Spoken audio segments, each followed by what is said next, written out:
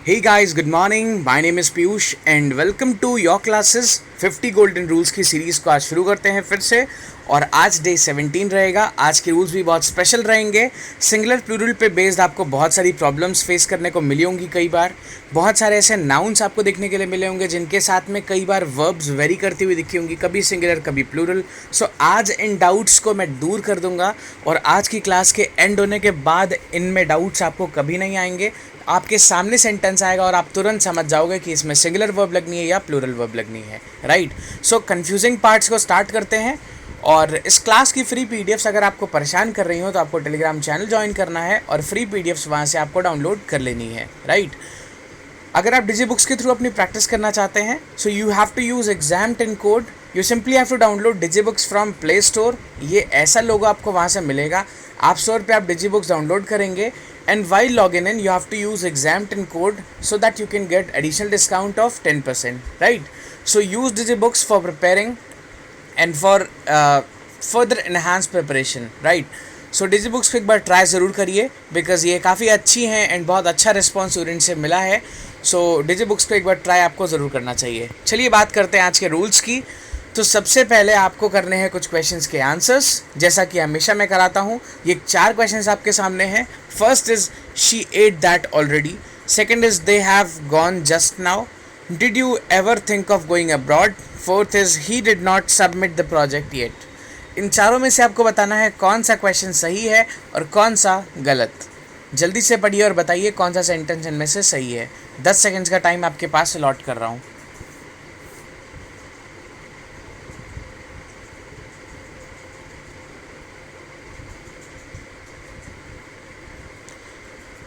चलिए, I guess आपने पढ़ लिया होगा एंड आपको समझ में भी आ गया होगा, आंसर्स आपके आ गए होंगे।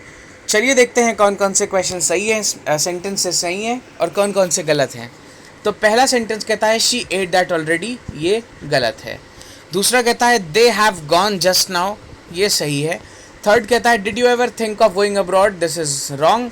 फोर्थ कहता है ही did not submit the project yet, this is wrong. यानी कि सही सिर्फ ऑप्शन स्टेटमेंट नंबर 2 सही है, बाकी सारे गलत हैं। राइट। अब आप देख रहे हैं यहाँ पर डिड के साथ में वर्ब की फर्स्ट फॉर्म लगी है, फिर भी ये गलत हो गया है। शी एट दैट ऑलरेडी, ये बिल्कुल सही लग रहा है लेकिन गलत हो गया है। ही did not submit the project yet, ये भी गलत हो गया है। देखने में हमें सही लग रहा है। तो आइए देखते हैं क्यों ये वाले क्वेश्चंस गलत हुए हैं और यही वाला सिर्फ क्यों सही हो पाया है। रूल क्या कहता है इस चीज़ को समझते हैं ज़रा सा, है ना।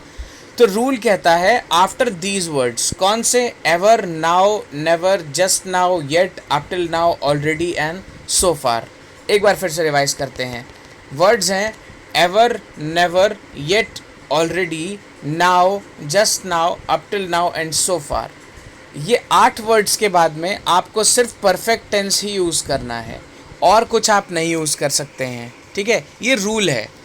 Ever, never, yet, already, now, just now, up till now, so far, ये वर्ड्स जैसे ही सेंटेंस में आएंगे आपको टेंस कैसा कर देना है, परफेक्ट टेंस।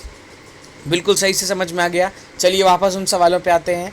तो देखिए यहाँ पे ऑलरेडी आया है और टेंस कैसा है इसका, सिंपल पास्ट, यानी कि 8 की जगह क्या होना चाहिए था, she has eaten that already, तब ये होता सही। ठीक है। सेकंड देखिए they have gone just now. Just now के बाद हम क्या लगाते हैं, जब भी होता है जस्ट नाउ सेंटेंस में हमको क्या यूज़ करना होता है, परफेक्ट टेंस। तो हैव गॉन ये सही है। Did you ever think of going abroad, ever आ गया, इसमें क्या होना चाहिए, डिड और थिंक आने से ये क्या हो गया है, सिंपल पास्ट। क्या करना है हमको यूज़ करना है इसमें परफेक्ट टेंस। तो क्या हो जाएगा, have you ever thought of going abroad. ठीक है, तब ये सही हो पाता। फोर्थ देखिए ही did not submit the project yet, yet लग गया है तो हमको क्या यूज़ करना पड़ेगा, he has not submitted the project yet. Clear है, समझ में आ रही है बात। सो इस तरह से आपको यूज़ करना पड़ेगा परफेक्ट टेंस, तभी ये सेंटेंसेस सही हो पाएंगे। क्लियर। चलिए कुछ और सवालों के आंसर आपको देने हैं। यहाँ पे ये लिखा हुआ है the audience dash watching the match, the audience dash taking the tickets, the army dash loading the weapons, the cattle dash going in a field. इसमें सिर्फ आपको 2 ऑप्शंस में से कुछ भरना है। पहला है इस, दूसरा है आर। इसको फिल करिए और मेरे को आंसर जल्दी जल्दी कमेंट में बताइए। फर्स्ट, सेकंड, थर्ड और फोर्थ, इन चारों का आंसर क्या हो सकता है। इनमें इज आना चाहिए या आर आना चाहिए। इन सब में अलग अलग चीज़ें आ सकती हैं, ये क्लू है। जल्दी से भरिए, 10 सेकेंड्स का टाइम आपके पास है।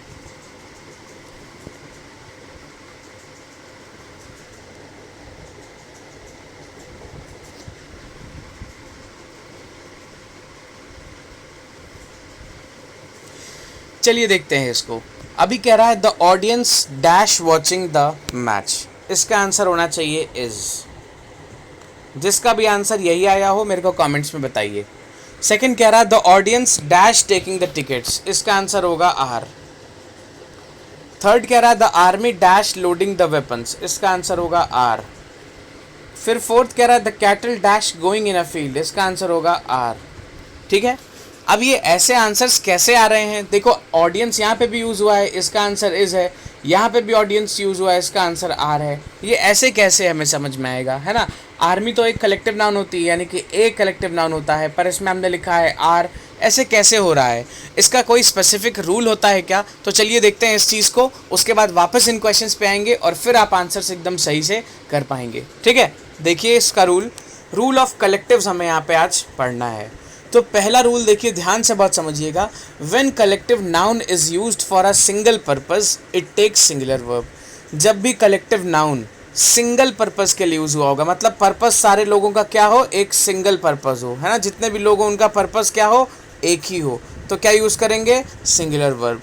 सेकंड क्या कहता है, when collective noun is used to show plural things. जैसे सब अलग अलग अपना काम कर रहे हो, कोई किसी से मतलब ना रख रहा हो, तो क्या यूज़ करते हैं, प्लूरल वर्ब यूज़ करते हैं। समझ में आ रहा है?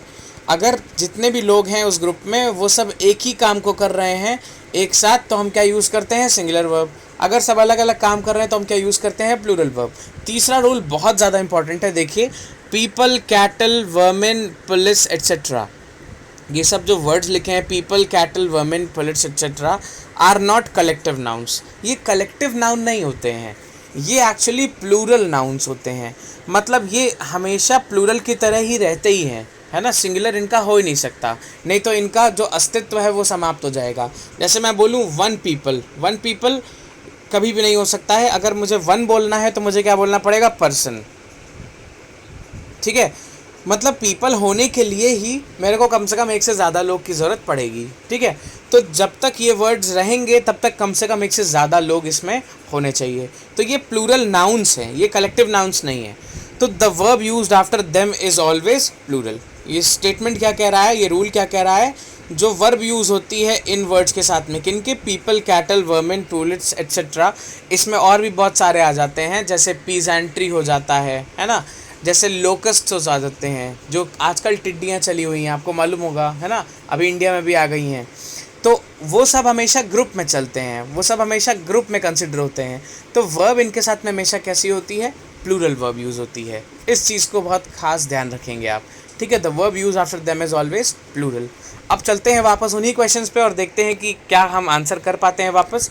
कह रहा the audience dash watching the match. अब देखो ऑडियंस आई है तो बीच में मैच चल रहा होगा, सारे लोग क्या कर रहे होंगे, मैच ही देख रहे होंगे। यार मैच देखने ही आए हुए हैं, कोई यहाँ पे मूवी लगा के तो देखेगा नहीं अपने फ़ोन में, अगर वही देखना होगा तो अपने घर जाके देखेगा।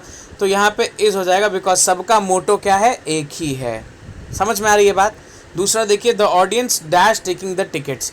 अब यार एक बात बताओ, जब टिकट लेंगे तो क्या एक ही आदमी सबका टिकट ले लेगा? सब अपना अपना टिकट लेंगे ना, तो हर आदमी इंडिविजुअल काम कर रहा है, तो क्या होगा, आर टेकिंग द टिकट्स। समझ में आ रही है बात? हर आदमी अलग अलग टिकट लेगा, लेकिन जब मैच देखने की बात होगी तो हर आदमी एक ही चीज़ देख रहा होगा, जो वहाँ पे मैच खेला जा रहा होगा उसी को। ठीक है, थर्ड देखो, the army dash loading the weapons. अब आर्मी वाले वेपन्स लोड कर रहे हैं, तो हर आदमी अपना अपना वेपन लोड करेगा जितने की उसको ज़रूरत होगी, जितना उसके पास कैपेसिटी होगी। तो क्या होगा, आर लोडिंग द वेपन्स। बात समझ में आ रहा है? तो वेपन्स को हर आदमी अपने हिसाब से लोड करेगा, जितना वो कैरी कर पाए, है ना? जितना उसके बैग की कैपेसिटी हो उस हिसाब से वो आदमी लोड करेगा। एक ही आदमी सबका वेपन नहीं लोड करता है, हर आदमी अपना अपना वेपन लोड कर लेता है। ठीक है, फोर्थ देखो, the cattle dash going in a field. अब हमने पढ़ा था कैटल ऐसा नाउन है जो हमेशा प्लूरल रहता है, तो क्या हो जाएगा, आर हो जाएगा। अभी समझ में आएंगे आपको ये चारों क्वेश्चंस अच्छे से? तो इस तरह से देखिए वर्ब्स वेरी करते हैं, एक ही वर्ड के साथ में दो तरह की वर्ब्स आ सकती हैं, डिपेंड करेगा कि कैसी कंडीशन वहाँ पे यूज़ हुई है। ठीक है, ऐसे क्वेश्चंस आपको काफ़ी कंफ्यूज करते होंगे, इसीलिए आज मैंने इस सेशन में ऐसे क्वेश्चंस को रखा है जिनसे आपको कन्फ्यूजन्स कभी भी ना हो पाएँ। ठीक है, चलिए कुछ और क्वेश्चंस को देखते हैं। लेट्स चेक वाला जो पार्ट होता है इसमें हम ऑलरेडी कई सारे क्वेश्चंस को इंक्लूड कर चुके होते हैं। सो अब आते हैं इस पार्ट पे जिससे आपका जितना भी चीज़ आज मैंने पढ़ाया है वो पूरा रिवाइज हो जाएगा। ठीक है, तो पहला क्वेश्चन कहता है I invited all my friends but only a few came so far. हमें पता है सो फार के साथ में हम क्या लगाते हैं, परफेक्ट टेंस। तो केम की जगह क्या लगाएंगे, have come, have come. Clear. So पहला वाला गलत है, इसमें केम की जगह क्या होना चाहिए, हैव कम। ठीक है। सेकंड देखो, did you ever thought of visiting the Taj Mahal, इसमें डिड यू एवर थॉट की जगह क्या हो जाएगा, क्योंकि यहाँ पे एवर लगा है, इसका टेंस कैसा होना चाहिए, परफेक्ट टेंस। तो क्या हो जाएगा, have you ever thought of visiting the Taj Mahal. ठीक है, डिड हटेगा यहाँ से, यहाँ पे हो जाएगा हैव यू एवर, थॉट तो पहले से लगा है तो हैव यहाँ पे वर्ड होना चाहिए। थर्ड देखो, the police is slash are looking into the case of his murder. हमने पढ़ा था पुलिस कैसा होता है, पुलिस एक प्लूरल नाउन होता है। अगर पुलिस को सिंगुलर करना होगा तो आप पुलिस मैन लिखोगे। ठीक है, पुलिस कभी भी सिंगुलर नहीं होता है, पुलिस हमेशा प्लूरल होता है। अगर सिंगुलर करना है तो आप पुलिस मैन लिख सकते हो एक के लिए। ठीक है, तो यहाँ पे क्या होगा, द पुलिस आर लुकिंग, यहाँ से इस कट जाएगा, the police are looking into the case of his murder. Fourth देखिए, द स्कूल ऑफ फिशेस, ध्यान से देखिएगा सवाल बहुत इंपॉर्टेंट है। फोर्थ वाला, the school of fishes had different variety of fishes. अब देखो स्कूल क्या होता है, ग्रुप ऑफ फिशेस। दो वर्ड्स होते हैं ग्रुप ऑफ फिश को बताने के लिए, एक होता है शोल SHOAL और एक होता है स्कूल।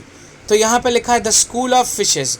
अभी फिशेस के ग्रुप की बात कर रहे हैं, तो देखो यहाँ पे फिशेस कोई वर्ड नहीं होता है। जब भी हमको बहुत सारी फिश की बात करनी होती है तो भी, एक की बात करनी होती है तो भी हम क्या लगाते हैं, फिश। ठीक है, तो यहाँ पे क्या हो जाएगा, the school of fish. The school of fish had different variety of fishes. लेकिन यहाँ पे जो फिशेस लगा है ये बिल्कुल सही है। क्यों, ऐसा क्यों हो रहा है, ध्यान से देखना। जब भी हमको बहुत सारी फ़िश की बात करनी होगी तो हम फ़िश लगाएंगे, लेकिन अगर बहुत सारे टाइप की हमको बात करनी होगी या फिर बहुत सारे वैरायटी की बात करनी होगी तभी हम क्या लगाते हैं, फ़िशेस। तो यहाँ वाला फ़िशेस गलत है, यहाँ वाला सही है। ठीक है, याद रखना इस चीज़ को। जब भी लिखा हो different types of, different kinds of, different variety of, तो हमेशा फ़िशेस लगाओगे। अगर सिर्फ बहुत सारी फ़िश की बात हो रही हो तो आप फ़िश ही लगाते हो। ठीक है। फिफ्थ देखते हैं, the army is slash are marching towards the border.